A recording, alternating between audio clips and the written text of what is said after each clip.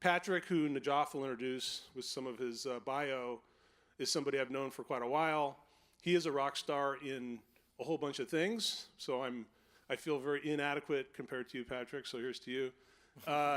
Patrick's done a lot of things that together don't exist usually in one person in terms of experience and accomplishment. So I think you'll find what he has to say interesting, and all that experience, which is, it's very diverse and it's extreme, I guess is a good way to put it to some of it.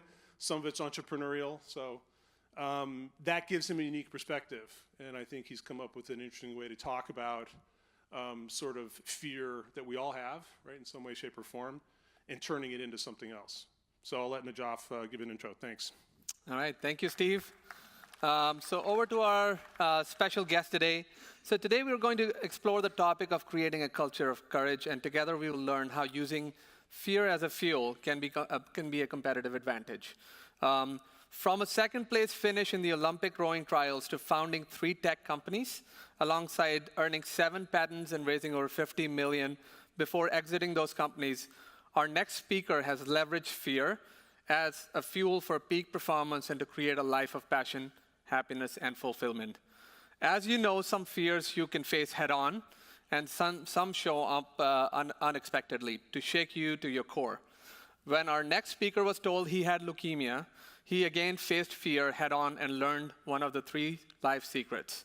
He took those lessons on fear and channeled them through into setting world records by being the first person to attempt cycling the 7 summits. This included hauling nearly 100 pounds of gear up to Europe's highest mountain and cycling down. When he realized the power of fear to fuel amazing feats in all aspects of life, he began interviewing the world's top neuroscientists and psychologists for his next book, and to find out why and how our mind can lead us to the life of our dreams. Please welcome the fear guru himself, an expert in creating a culture of courage, Mr. Patrick Sweeney.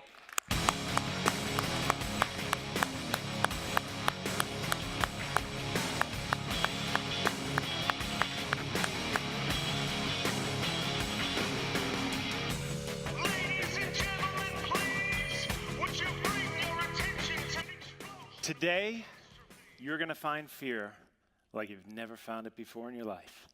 We're going to make you understand fear deep in your core.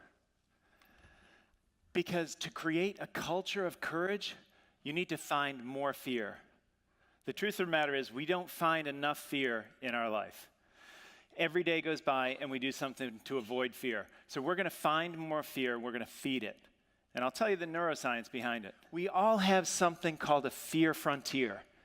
And the fear frontier is right where those 2 parabolas meet. So kind of along the dread line in this instance. You can use fear to make radically better decisions.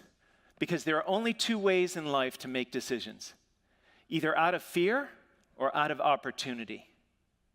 When you make decisions out of fear, it always leads to regret. When you make decisions out of opportunity, it leads to growth. And understanding how you're making decisions is critical, especially in creating a culture of courage, like we're trying to do here at eBay. So the culture here is definitely not one of courage yet. I was speaking to a few of you over the past couple of months, and one of the things I found out is people aren't giving the right answers or the truthful answers on some of these HR surveys that go out. Okay, so I was going to ask everyone to raise their hand if they've ever given a non-truthful survey, but Steve's sitting in the back of the room, so we won't do that. So there are so many people here who have not given truthful answers, it led me to ask the next question, well, why not? And the answer was simple. Well, they say they're anonymous, but they can really track our IP address, and they know what it is. And I said, yeah, but why don't you want them to know the real answers? Why don't you want them to know what's bugging you? Well, we might get fired. Or I might not be able to do on the team. I might not get this promotion. Those are all fear-based decisions. And that's one thing that we're trying to change here. So it's fear is a movie we play in our mind. It's not real. Risk is something very different. Risk is statistics. Risk is analysis, actuarial tables. We know in our lifetime, in this room, 1.6 of us will die of a car crash. We also know it'd take a room like this filled up 20 times to find one person who dies in a plane crash. That's just risk. Those are statistics. It's almost like risk is at this end of the solar system at Mercury, and fear is way on the other end of the system coming out of Uranus. I know. You can't believe I talked for 10 minutes about neuroscience and put in a Uranus joke, can you? Well, my 10 and 12-year-old boys love me for that. Speaking of 10 and 12-year-old boys, one thing I found out when I started researching this neuroscience changed the way that I parent, changed the way that I interact with younger people especially. The amygdala is fully developed at birth. So you have a fight, flight, or freeze response as a little kid to save your life. The prefrontal cortex, which I consider the adult supervision for the amygdala, doesn't develop fully until you're in your mid-20s. So think about that from a parenting perspective. Whenever you get in a battle with your kid or a cousin or a brother or a nephew or what have you, they're having an amygdala response. When you have an amygdala response, it sends a signal to your prefrontal cortex. And a great way to think of your prefrontal cortex is it's like a smartphone. It has access to all the applications in the world. Hundreds of thousands of applications. It has access to all the information you've ever had in your life, but you can only have one application up at a time, and that's called a working memory. So you've got this smartphone up here, you've got the amygdala down here. The amygdala is the thing that keeps you from jumping, makes you jump rather, when you walk out the door in the morning. The prefrontal cortex is the thing that says, whoa, whoa, whoa, you don't have to run. Someone left the hose on the lawn. It's not a snake. So we get about 10% of our information from the conscious world. 90% of it is going into the amygdala, and we don't even see that it's going on, and we don't even recognize it. So some of you, Steve was talking about when he had an accident in the weight room, and he blacked out, and he saw that 300 pounds had been moved over to one place, and he didn't even know how. That's because his smartphone app was taken over by the amygdala that said, look, we got to get the hell out of here. And that's exactly what he did. So that prefrontal cortex, the reason we find our fear tells, those tells happen, that means your prefrontal cortex is getting taken over with a fight, flight, or freeze response.